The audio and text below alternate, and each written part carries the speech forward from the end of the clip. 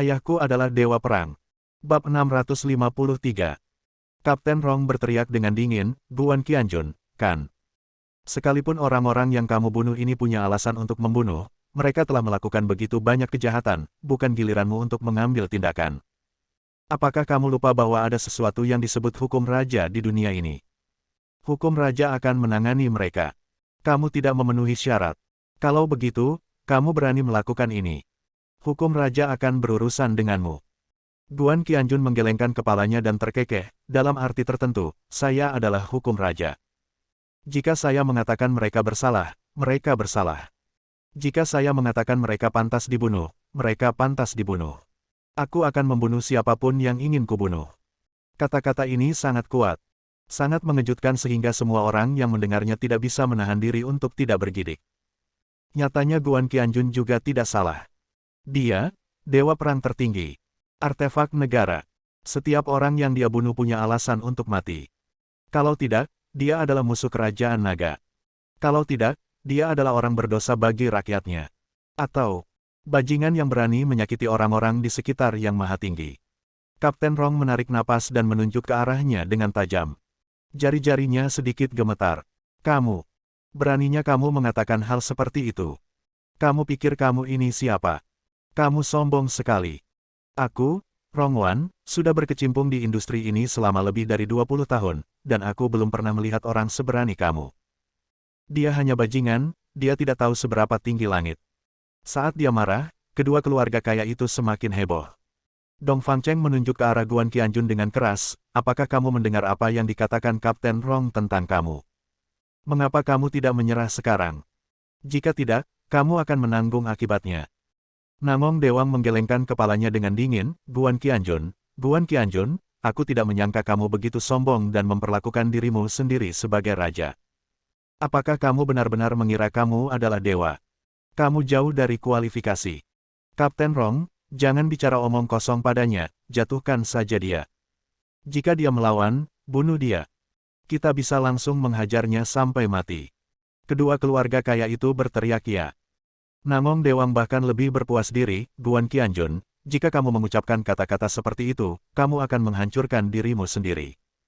Jangan pernah berpikir untuk berurusan dengan dua keluarga kaya kita.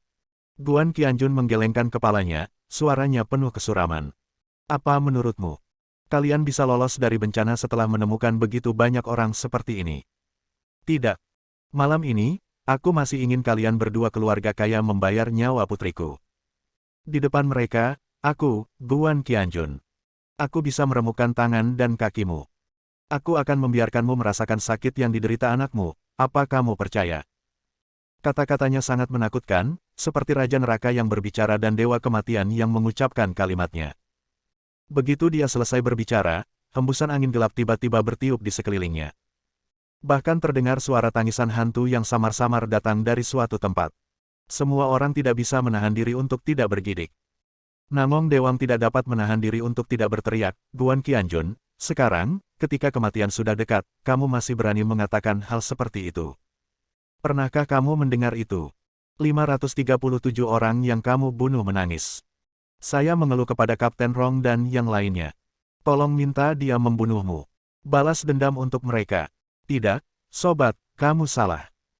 Guan Qianjun dengan tenang melambaikan jarinya ke arahnya, dan apa yang dia katakan bahkan lebih menyeramkan, 547 hantu mengatakan bahwa mereka berada di Guimen Pass, Jalan Huangquan Ayo, mereka akan menunggu untukmu di depan jembatan Naihe. Sebentar lagi, mereka akan menunggumu. Sombong. Berani. Terlalu sombong. Kapten Rong tiba-tiba berteriak, Guan Qianjun, apakah menurutmu kami hanya hiasan? Apa yang kamu katakan semakin tidak masuk akal. Menghancurkan lengan dan kaki Tuan Dongfang dan Tuan Namong di depan kami. Kalau kamu punya kemampuan, coba saja. Aku tidak percaya. Kamu berani. Oke. Guan Qianjun tersenyum, dan tiba-tiba, sosoknya bergoyang, dan mata semua orang menjadi kabur. Kapten Rong merasakan hawa dingin di hatinya dan tanpa sadar berteriak, tembak. Tembak. Patahkan kakinya dulu. Tiba-tiba aku menyadari bahwa dia orang gila. Sial. Masih orang gila yang tahu kungfu. Jangan takut orang gila jadi gila, hanya orang gila yang tahu ilmu bela diri. Semua pria bersenjata lengkap dengan cepat mengayunkan senjatanya untuk mencari sasaran. Segera setelah itu, mereka mendengar suara yang menyedihkan, tidak. Jangan. Ini tidak hanya menyedihkan, tetapi bahkan dipenuhi dengan jeritan melengking, yang langsung membuat semua orang gemetar ketakutan. Mereka semua melihat ke arah suara itu. Pada saat yang sama, klik. Itu adalah jeritan yang menggemparkan dunia. Entah kapan, Guan Qianjun justru bergegas ke sisi Namong Dewang dan memutar lengan kirinya, sepertinya dia tidak menggunakan banyak tenaga. Tiba-tiba, daging dan darah beterbangan kemana-mana, dan tulang serta puing-puing beterbangan. Namong Dewang tiba-tiba berlumuran darah dan berteriak kesakitan. Orang-orang di sekitarnya, termasuk Dong Fangcheng, sangat ketakutan hingga mereka buru-buru melarikan diri. Semua orang melihat ini dengan tidak percaya. Tiba-tiba, ada rasa sakit seperti ditampar keras di bagian wajah. Dia tiba-tiba berteriak, "Pemberontakan! Pemberontak! Beraninya kamu! Benar-benar berani melakukan pembunuhan di depanku. Bagaimana mungkin ada bajingan pemberani sepertimu di dunia ini? Dapatkan! Segera!" Sekelompok personel bersenjata lengkap segera bergegas, tetapi segera berhenti, tidak tahu harus berbuat apa. Guan Qianjun masih berpegangan pada Namong Dewang, yang salah satu lengannya patah. Dong Fangcheng berteriak dengan sedih, "Bajingan ini, dia. Dia menangkap Dewang dan ingin menggunakan dia sebagai sandera agar dia bisa melarikan diri. Kita semua tertipu, dia terlalu licik." Namun tak lama kemudian, Dong Fangcheng ditampar wajahnya. "Saya tidak butuh." Guan Qianjun berkata dengan tenang, dan kemudian, seperti kilat, dia meremukkan lengan kanan dan kedua kaki Namong Dewang di tengah semburan teriakan yang sangat melengking. Itu jelas merupakan pemandangan yang sangat menakutkan. Meski Guan Qianjun hanya meraih lengan atau kaki Namong Dewang dan mencubitnya seperti ini, nyatanya mencubitnya seperti ini saja sudah membuat seluruh kaki atau lengannya hancur berkeping-keping. Seluruh kaki, seluruh lengan. Hanya dalam satu gerakan, di bawah kekuatan batin yang terkonsentrasi, semuanya meledak. Kemudian, Guan Qianjun dengan santai melemparkan Namong Dewang yang setengah mati olehnya ke tanah. Dia melirik ke arah Dong Fangcheng dengan ringan lagi dan mengulangi, "Kamu tahu, aku tidak membutuhkannya. Kalau begitu, kamu yang berikutnya." Ada ekspresi yang sangat jahat di wajahnya. Dong Fangcheng sangat ketakutan hingga dia berteriak, "Pukul dia sampai mati. Kalau tidak, dia akan benar-benar menyerangku." Rongwan berteriak, "Tembak!"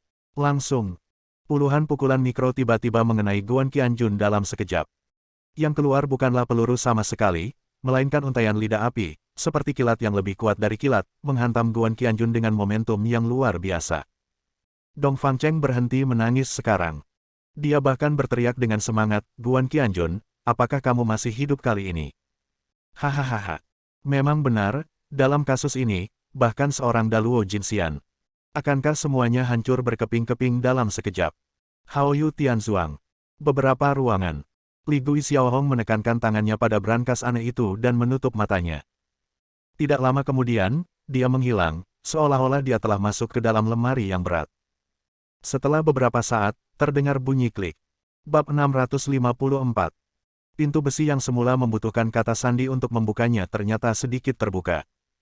Dari celah pintu, lampu merah tua menyala, yang terlihat sangat aneh. Kemudian, sebuah tangan halus seputih batu giok muncul dari dalam dan dengan lembut meraih pintu brankas. Aneh sekali. Jika ada yang melihatnya di sini, pasti menakutkan. Sebuah brankas benar-benar terbuka dengan sendirinya, dengan cahaya gelap aneh seperti darah keluar darinya, dan sebuah tangan kecil terulur. Tangan kecil itu jelas bukan tangan Xiaohong. Karena meskipun tangannya indah dan halus, itu bukanlah tangan seorang gadis kecil, melainkan tangan wanita dewasa. Tangan kecil seorang wanita dewasa muncul dari brankas yang terbuka secara otomatis. Kemudian, dengan lembut ia mendorong pintu lemari hingga terbuka. Di kamar tidur, Shen Feixue masih memegangi Qian-Qian yang sekarat dengan lembut. Dia tertidur beberapa saat, tetapi ketika dia bangun, dia masih merasa bahwa itu adalah mimpi buruk. Qian-Qian baik-baik saja dan Qian-Qian tidak diracuni. Tetapi, dia segera harus menghadapi kenyataan. Karena Qian-Qian, yang terlihat sangat menakutkan, memang muncul dalam pelukannya. Di bawah cahaya redup, dia hampir berubah menjadi monster kecil, sangat menakutkan. Kulit dan daging di sekujur tubuhnya retak lebih parah. Air mata Shen Feixue mengalir di wajahnya, dan dia bergumam, "Qian-Qian, tidak akan terjadi apa-apa padamu. Tolong, kamu harus menjadi lebih baik. Di mana Guan Qianjun, kemana dia pergi? Qian, apakah kamu benar-benar putus asa? Aku tidak percaya. Guan Qianjun. Dia tidak bisa menahan diri untuk tidak berteriak, dan kemudian dia mendengar pintu di belakang mainannya. Dia berbalik dan melihat pintu yang tadinya tertutup terbuka sedikit. Itu juga membuka celah. Tetapi, di luar celah pintu, ada lampu merah redup. Ada juga nafas dingin yang masuk. Tampaknya di luar bukanlah koridor, melainkan tempat yang sangat aneh. Shen Feixue bergidik, dan dia tidak bisa menahan diri untuk tidak berteriak, siapa? Di luar celah pintu, lampu merah tua, seperti darah, sedikit berkedip. Tidak ada yang menjawab. Shen Feixue berteriak lagi, apakah? Apakah itu Guan Qianjun? Jika kamu tidak menyelamatkan putrimu, apa yang kamu lakukan di sana? Masih tidak ada tanggapan. Angin gelap menyapu, dan dalam sekejap, Shen Feixue menggigil hebat.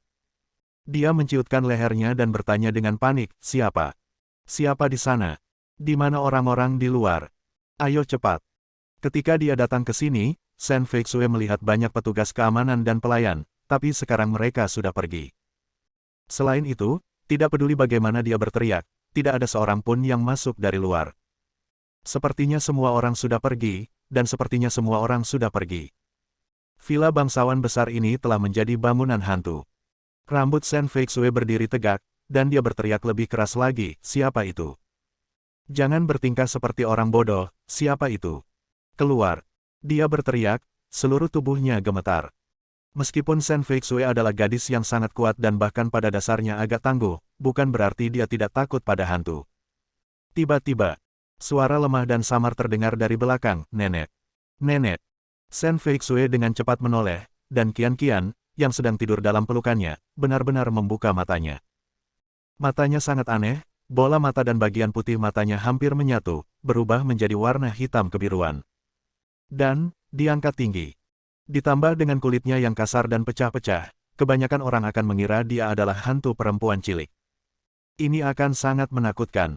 Shen Feixue memeluknya dengan sedih dan bergumam, sayang. Aku di sini.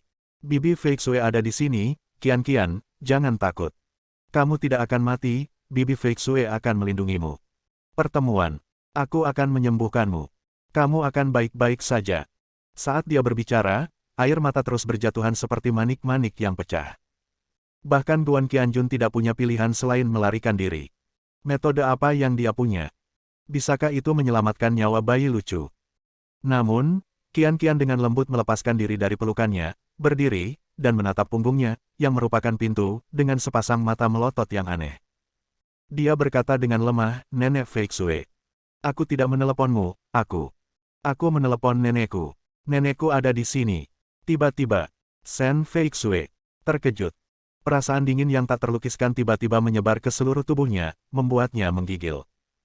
Ini seperti jatuh ke dalam jurang yang terbentuk dari perpaduan neraka dan gudang es. Tanda seru. Dia berteriak, Qian, apa yang kamu bicarakan? Jangan bercanda, nenekmu. Itu saja. Kenapa dia? Qian tidak mengatakan apa-apa, tapi mengangkat jarinya yang kasar dan menunjuk sedikit ke arah punggungnya. Ada senyuman aneh di wajah bayi kecil yang lucu itu, lihat, ini benar-benar nenekku. Nenek. Tiba-tiba, Shen Feixue bahkan lebih dingin lagi, seolah-olah ada bongkahan es besar yang menempel erat di punggungnya. Lehernya kaku dan dia tidak berani melihat ke belakang, tapi mau tak mau dia perlahan menoleh untuk melihat. Tiba-tiba, mereka begitu ketakutan hingga berteriak histeris. Di sana entah kapan, panel pintu yang hanya terbuka sedikit ternyata terbuka sempurna. Di luar, tidak ada koridor yang terlihat, hanya lampu merah tua yang tak berujung. Ini, lupakan. Di depan pintu, berdiri seorang wanita berpakaian merah. Gaun tali ikat berwarna merah kontras dengan kulitnya yang putih dan lembut, membuatnya terlihat sangat langsing dan cantik. Tapi wajahnya pucat dan seperti melayang di udara. Dia berdiri dengan bingung di depan pintu, melihat ke dalam dengan samar. Wanita itu. Saya kenal Shen Feixue. Itu adalah Itu Su Qingyi.